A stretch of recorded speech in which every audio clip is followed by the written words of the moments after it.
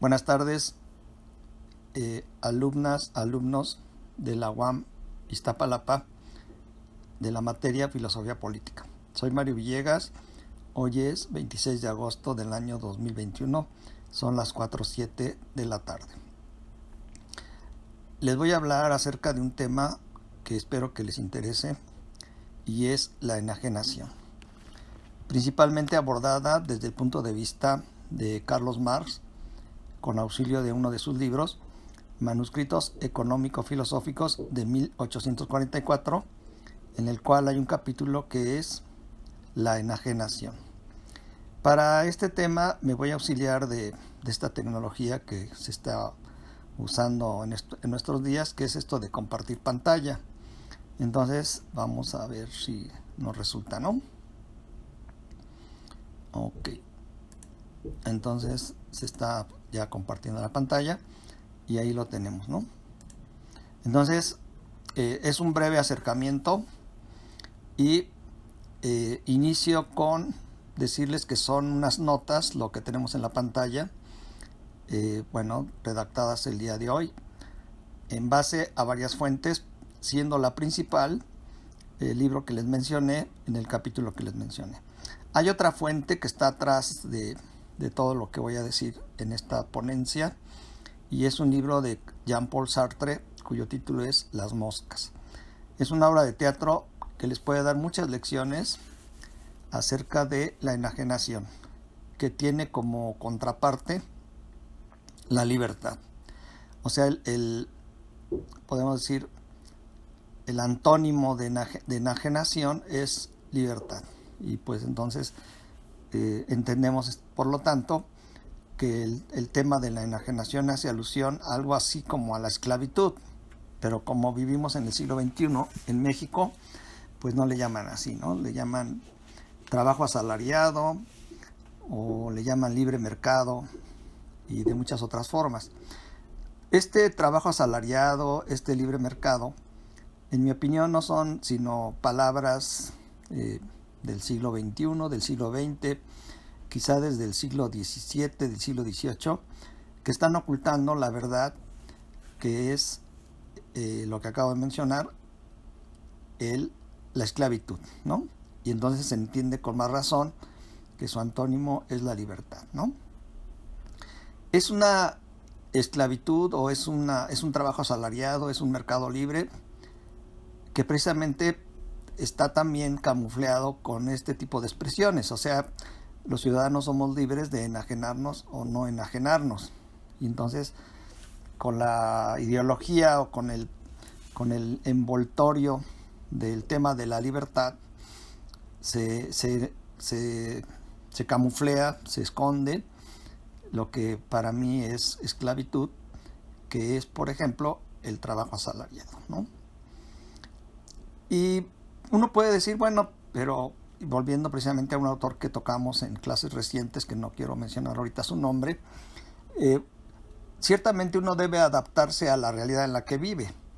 Y vivimos, en el caso de México y en otras sociedades, vivimos en sociedades capitalistas en donde el mercado precisamente abre a los ciudadanos, a los sujetos, la libertad precisamente de enajenarse o no enajenarse.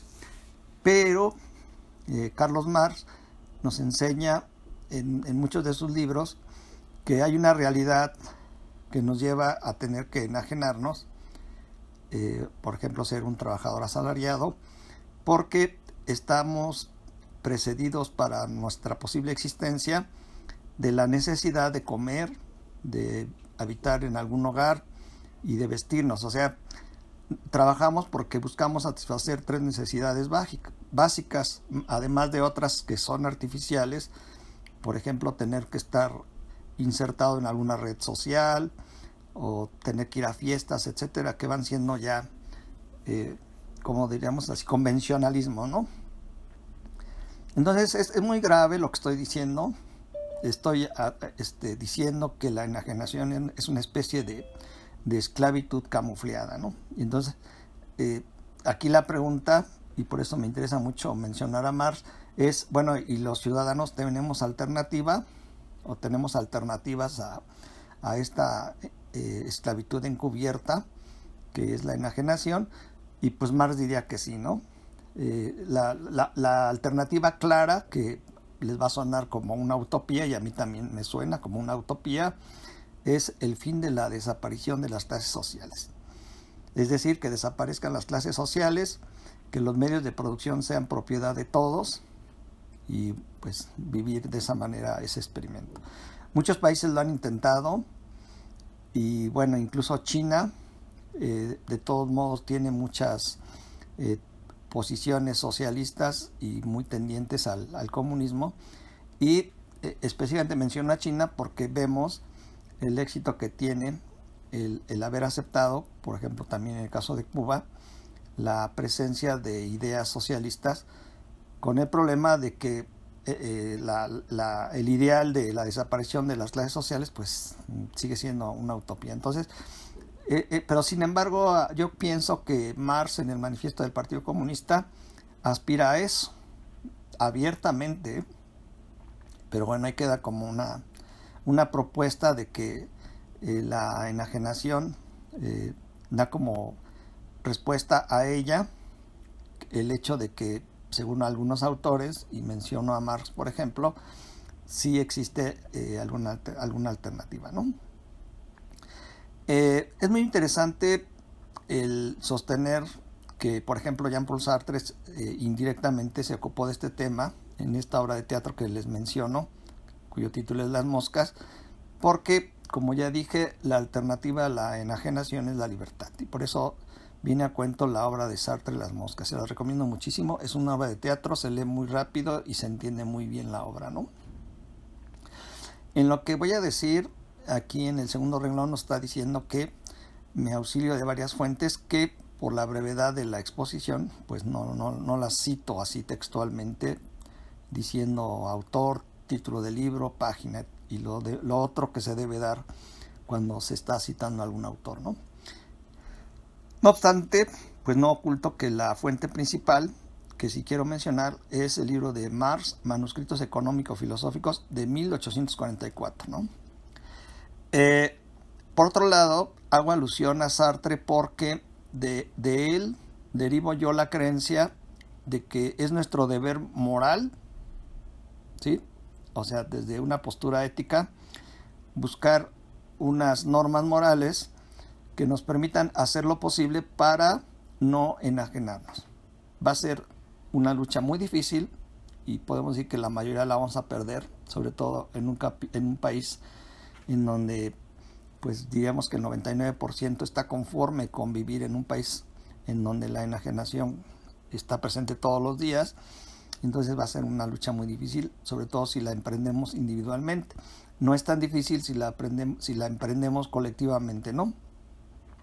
Entonces dice Sartre, y yo lo respaldo, y creo que también lo respaldaría Marx, debemos luchar a favor de ser libres, ¿no? A mí no se me olvida que el lema de la Revolución Francesa de 1789 en París y en toda Francia era libertad, igualdad y fraternidad. Entonces, si en ese entonces ellos hubieran entendido lo que era la enajenación, yo no dudo que hubieran estado a favor de luchar en contra de la enajenación, ¿no? Bueno, entonces para contribuir, aunque sea con un grano de arroz, a una posible liberación de la enajenación, hago esta presentación, ¿no? Y invito a ustedes a que la iniciemos con la definición. Y al buscar la definición de la palabra enajenación, me encuentro con que pues obviamente hay muchas definiciones de una palabra, y en este caso enajenación es una de esas palabras que nos presenta muchas definiciones. Entonces aquí tengo tres. Empecemos por la primera, y dice aquí: enajenación es una palabra que indica, describe un proceso por el que algo se vuelve ajeno. O sea, nosotros nos enajenamos, y en ese proceso de enajenación algo se vuelve ajeno a nosotros, o sea, no nos pertenece.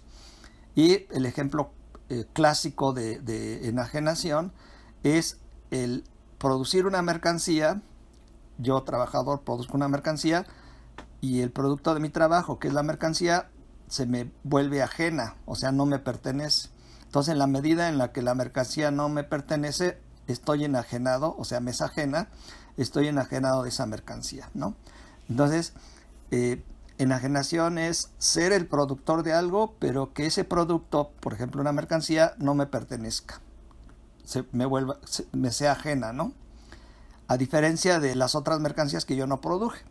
O sea, no estoy enajenado de las otras mercancías en la medida en la que yo no las produje. Esa sería una definición y creo que es la más interesante de todas las que se van a presentar aquí, ¿no?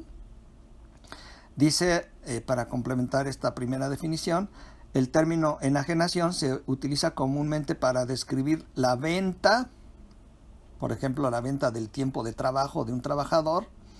La cesión, aquí alude a que un sujeto tiene, por ejemplo, un automóvil y lo cede a alguien por orden judicial. Entonces, respecto a ese automóvil que inicialmente es mío y por una orden judicial se lo tengo que ceder a alguien, resulta que ya estoy enajenado de ese automóvil. En el caso de entender enajenación como cesión, ¿no?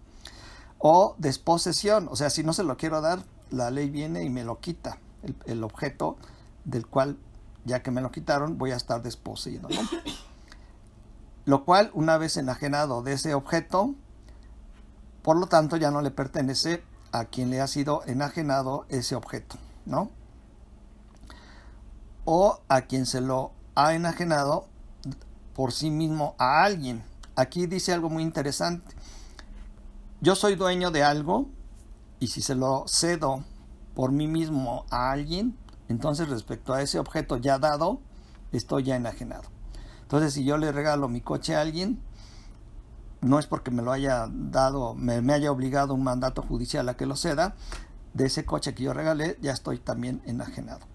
Entonces, esto es muy triste porque cuando uno piensa en la enajenación, se da uno cuenta de que también ocurre la autoenajenación, que es más triste que la enajenación. La enajenación puede tener como argumento que uno está obedeciendo a una necesidad. Por ejemplo, ya dije, comida, casa y vestido, ¿no? Entonces me estoy enajenando porque tengo necesidades básicas en función de las cuales, una vez satisfechas, puedo vivir. Pero, por ejemplo, ver la televisión o ver cine ociosamente, sin ningún fin didáctico, es frecuente y quizás resulta en nuestros días el mayor número de horas, a diferencia del número de horas que trabajamos, y sobre todo ahora con la pandemia, que nos autoenajenamos, ¿no? Entonces hay que considerar que también es posible el perder el recurso natural no renovable más importante que tenemos en nuestra vida, que es el tiempo. Hay que considerar que solemos dar o ceder nuestro tiempo y no quedarnos con nada de provecho, ¿no? Porque bueno, pues hay casos en los que cedemos cosas y obtenemos algo de provecho, pero me llama la atención que la internet, las redes sociales en particular, o ver la televisión, noticias hora tras hora, minuto tras minuto, o ver cine inútilmente, pues es enajenación, ¿no? Otra definición, ahora sí ya en términos claramente marxistas, hace alusión a la separación de la masa de los asalariados, ¿sí?, a los que principalmente constituyen esa mayoría los proletarios, o sea, la mayoría de la masa de los asalariados a los que principalmente hace alusión Marx, son los proletarios, ¿no? Entonces, cuando se da la separación de estos asalariados de los productos de su propio trabajo, que ya había mencionado, por ejemplo, las mercancías, se da la enajenación. Es decir, no les pertenece lo que producen. Entonces ahí tenemos otra forma clara de entender la enajenación, ¿no? Así entonces su trabajo, por lo tanto, no es voluntario en la medida en la que se dan cuenta que la mercancía no les va a pertenecer, sino forzado precisamente por la necesidad, ¿no? Aquí lo interesante de mencionar la palabra necesidad es que si nosotros pensamos en la enajenación, es fácil darnos cuenta de que mucho de lo que parece ser necesario no lo es. Entonces, cuando uno se da cuenta de eso, pues se da cuenta de que, por ejemplo, y pues lo voy a hacer público algo que es privado, se dan casos, por ejemplo, de divorcio, ¿no? Dice, bueno, pues yo no necesito estar casado con esta persona, puedo liberarme y buscar otra en función de la búsqueda de mi felicidad, ¿no? Bueno, una tercera, pero aquí sí quiero reiterar esto, que a veces lo que se cree que es necesario no lo es. Eso sí creo que habría que tenerlo claro y tenerlo registrado, ¿no? Que suele ocurrir que lo que creemos necesario no lo es. Yo reduciría a 3 lo que realmente es necesario, y es eso: satisfacer nuestra necesidad de alimento, satisfacer nuestra necesidad de hogar. Nadie dice que tengamos que vivir en las lomas de Chapultepec, basta un departamento de interés social, y vestir, ¿no? Tampoco nadie dice que tengamos que tener un closet lleno con 30 pantalones, 18 pares de zapatos o los que quieran. Yo pienso que los que somos prudentes pues tenemos pocos zapatos, y conforme se van acabando pues los tiramos y los sustituimos por otros, y eso nos ahorra espacio, ¿no? Hay un problema con este término enajenación, y es que se suele confundir con otro término que es la palabra alienación, ¿no? Entonces aquí hay un deslinde que nos permite distinguir entre estas dos palabras, ¿no? Dice aquí: alienación se denomina al proceso mediante el cual un individuo se convierte en alguien ajeno a sí mismo. Yo la verdad cuando estaba leyendo esto pensé en la locura, ¿no? Alguien se convierte ajeno a sí mismo. Alguien que se extraña de sí mismo, o sea que no cree que es él, y por lo tanto es como una pérdida de identidad. Y todavía dice la definición algo más claro: se da la alienación cuando alguien pierde el control sobre sí mismo, ¿no? Entonces, aquí cuando yo estaba escribiendo esto, pensé en alguien drogado o alcoholizado, ¿no? Pierde el control sobre sí mismo al grado de que después no se acuerda ni siquiera de lo que hizo, ¿no? Yo por eso, cuando entendí esto desde joven, en el CCH Sur, que veía ya a mis compañeros de salón emborracharse o drogarse, me di cuenta de que perdían el control sobre sí mismos, y desde entonces pues ya tenía la vena filosófica, quiero decir racional. Fue una elección el imponerme a mí voluntariamente, inspirado en Nietzsche, en la voluntad de poder. Dije, no, yo quiero tener el control sobre mí mismo, y rechazo entonces el consumo de alcohol, de cerveza, de pulque, de lo que ustedes gusten, y sobre todo el de las drogas, porque yo supongo que se ha de sentir tan padre que uno quiere repetir la experiencia y volverse adicto, ¿no? Entonces, pero aquí hay una parte importante en la definición de alienación, y es la pérdida de algo. O sea, algo deja de pertenecerle al individuo, en el caso de la alienación, el control sobre sí mismo. Y en ese sentido, en el sentido de perder algo, es que también se entiende alienación como sinónimo de enajenación. Pero cuando uno considera las dos definiciones que tenemos arriba, que ya les había leído, se da uno cuenta de que la enajenación va más allá de la alienación, porque en la enajenación se están perdiendo mercancías, y por eso tiene que ver la enajenación como algo que predominantemente ocurre en el capitalismo, ¿no? Entonces, en ese sentido, alienación no es totalmente sinónimo de enajenación, en el caso de que la alienación no es pérdida de mercancías, es pérdida del control de sí mismo, o sea que es una cuestión mental, ¿sí? O de control de los actos del propio sujeto. Y en cambio la enajenación, si bien también es alienación, incluye también la pérdida de los objetos. Por ejemplo, en el caso de las mercancías que se producen, las produce el trabajador, pero no le pertenece. Entonces es un concepto más rico el concepto de enajenación, ¿no? Dice aquí, enajenación no es alienación, porque la enajenación también puede provenir de fuera del sujeto, mientras que la alienación proviene de dentro del sujeto, ¿no? De su conciencia, que la pierde o se les nubla con alcohol o drogas, ¿no? En el caso de la enajenación, vemos que proviene de fuera, por ejemplo, en el caso en el que el burgués enajena al proletario, o sea, le roba su fuerza de trabajo, le da un salario o contrata, quizá podemos decir que no tanto que le roba, sino que le renta su fuerza de trabajo el proletario produce una mercancía que no le pertenece al burgués y ahí hay enajenación, no hay alienación, ¿no? Y puse otro caso de enajenación frecuente que nos está diciendo que proviene de fuera del sujeto. En el caso que estamos viviendo diario desde hace ya algunos meses, cuando el presidente enajena a los gobernados con sus mañaneras, los entretiene y dice aquí algo que no quiero decir, pretendiendo que está gobernando bien, cuando que todos sabemos que tiene muchas cosas que se le puede criticar, ¿no?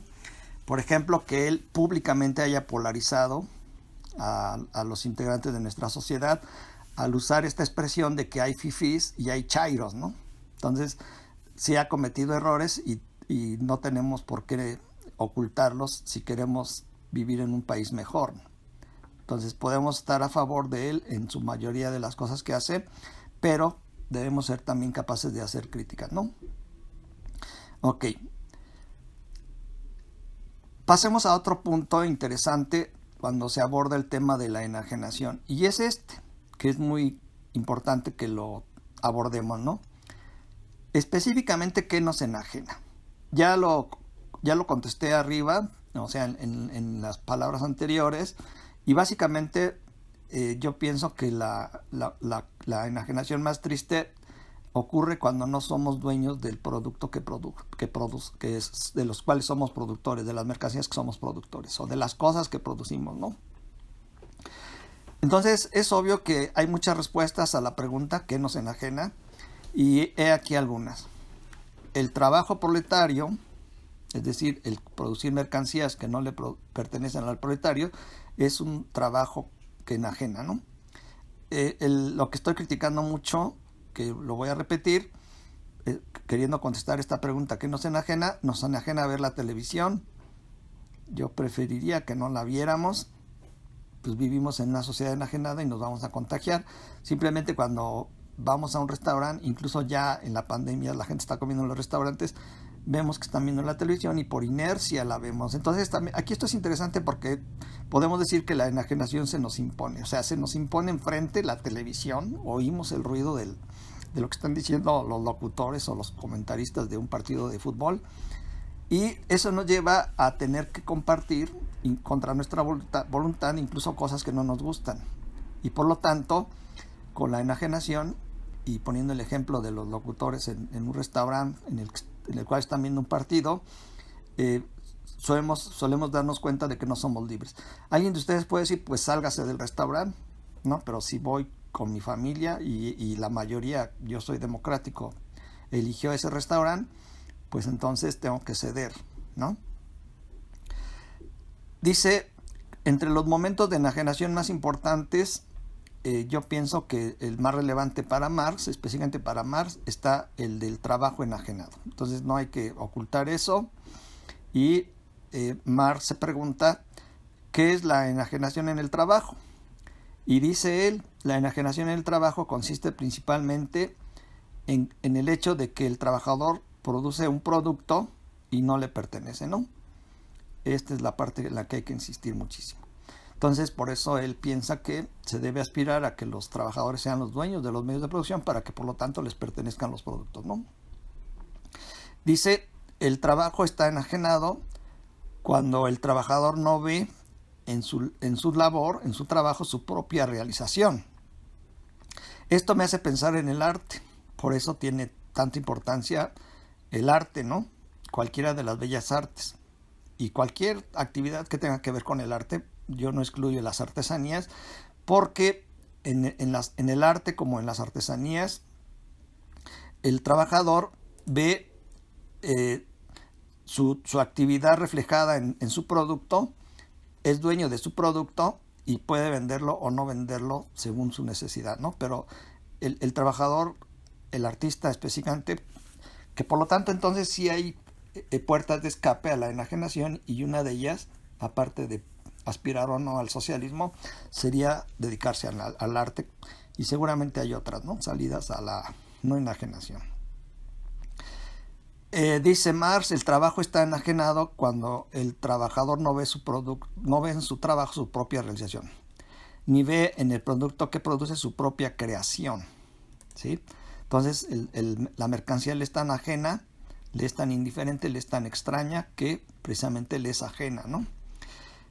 Pero principalmente es trabajo enajenado el del proletario, en la medida, creo que esto ya lo estoy repitiendo bastante, en la medida en la que no es dueño del producto del trabajo, es decir, las mercancías. Y sobre todo, la enajenación es mayor en la medida en la que hace más y más rico al burgués, mientras el trabajador recibe un salario fijo que lo mantiene en un nivel de subsistencia. Esta palabra es muy importante. Quiere decir que el trabajador proletario, específicamente el proletario, no existe, sino que subsiste. O sea, quiere decir que está abajo de una existencia digna, ¿no? Sí está vivo, pero está subsistiendo, ¿no?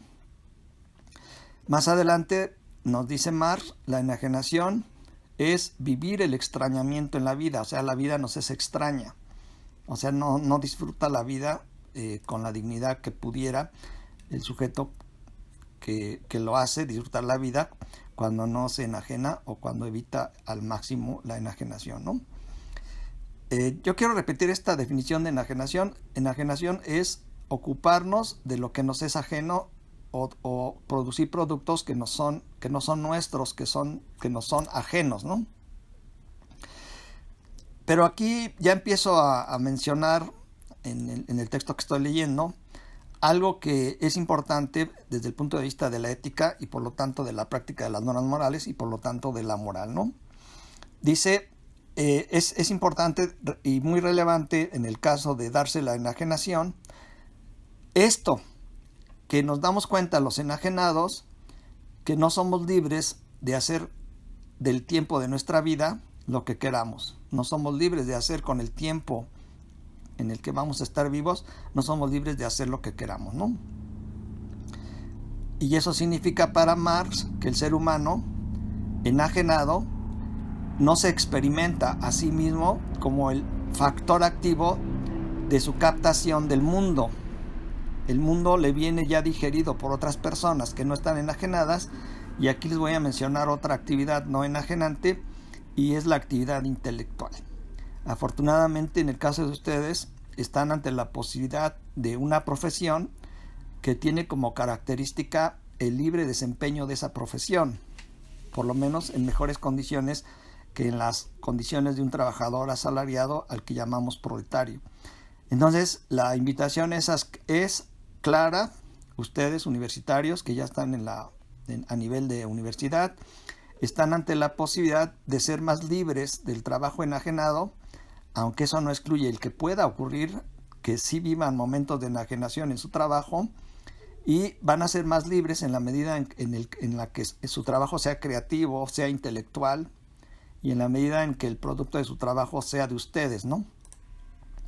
En ese sentido, por supuesto, esta ponencia se las estoy compartiendo, pero el autor intelectual de la articulación de todas las palabras que estoy enunciando y que aquí tienen escritas enfrente de ustedes, gracias a esta tecnología, que es muy importante que lo diga, podemos aprovecharla para incluso criticar a esta tecnología, ¿no? O sea, estoy usando el PowerPoint para criticar el uso de las tecnologías, diciendo de ellas que es más frecuente que nos enajenen, a diferencia de la ponencia de hoy, que está contribuyendo en la medida de lo posible a liberarnos incluso de la tecnología, ¿no? No se diga de la televisión, del internet, de los sistemas estos de streaming, de las series, o sea, Netflix y todas las otras que ustedes conozcan, ¿no? Dice Marx, el sujeto enajenado no está ahí realmente. ¿En dónde? En el mundo. Está virtualmente en calidad de cosa y no en calidad de ser libre, en calidad de ser moral y en calidad de ser digno, ¿no? Por lo tanto, podríamos decir que está viviendo una situación que podemos llamarle inmoral, en la medida en la que no es dueño de sí mismo y por lo tanto tampoco dueño del tiempo de su vida, ¿no? Entonces, con esto que acabo de decir, el no ser dueño de sí mismo, el no ser el dueño del tiempo de su vida, el no ser libre, nos damos cuenta de algo que había yo mencionado, creo que lo dije antes de la presentación de la ponencia, que la enajenación suele tener un matiz o un equivalente a lo que yo llamo la esclavitud, ¿no? En tanto que el sujeto enajenado no es dueño de sí mismo, no es dueño de lo que produce, no es dueño de lo que hace, está enajenado y inconscientemente o no, tristemente vive inconscientemente, más frecuentemente inconscientemente, vive como una tragedia, como un hecho muy triste en su existencia, la enajenación, y curiosamente busca escapar de ella, de la enajenación. Vean qué escandalosamente, busca escapar de la enajenación autoenajenándose, ¿sí? Entonces, yo me imagino algo así para que me entiendan. Su trabajo es emborracharse y le dan un salario, ¿no? Sería, emborracharse es como trabajar, producir mercancías que no le pertenecen, ¿no? Y se da cuenta de que esas mercancías no les pertenece y le da tristeza todo el tiempo que le dedicó a producir esas mercancías.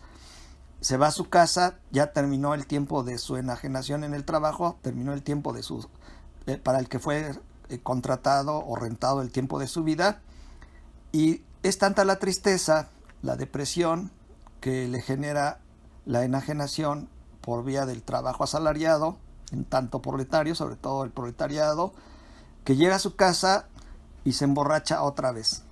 Se emborracha todo el resto del día hasta caer rendido, se duerme y al otro día vuelve a ir a su lugar de trabajo a continuar el vivir la enajenación. Entonces hay una parte muy triste en la enajenación, y es que conlleva, después del tiempo de la enajenación que deriva en un salario, conlleva como efecto de la enajenación la autoenajenación, ¿no? Entonces muchos vivimos enajenados, pero más triste aún, vivimos autoenajenados, porque ese tiempo libre que tenemos cuando no trabajamos, es obvio que deberíamos dedicarlo a estudiar, a vivir el amor, a vivir el arte y, en una palabra, a vivir la libertad. Y, insisto, es tal el efecto triste de la enajenación que es más cómodo, más fácil volver a enajenarse, pero ahora autoenajenarse. Entonces tengamos cuidado. A mí me da gusto decirles a ustedes que, como hijo de familia de pocos recursos, a la edad de 18, 19 años, entendí que después de los estudios obligatorios de las materias que cursaba, el tiempo restante, porque bueno, digamos, estudiar era mi trabajo, me daba a la literatura, me daba a leer libros de literatura que no eran libros que me hubieran dejado de tarea, y después a escribir, que para mí es más importante porque se deja testimonio de lo que uno va pensando y cómo va uno evolucionando. Vamos a dejarle hasta aquí. Gracias por su atención y bueno, vamos a terminar.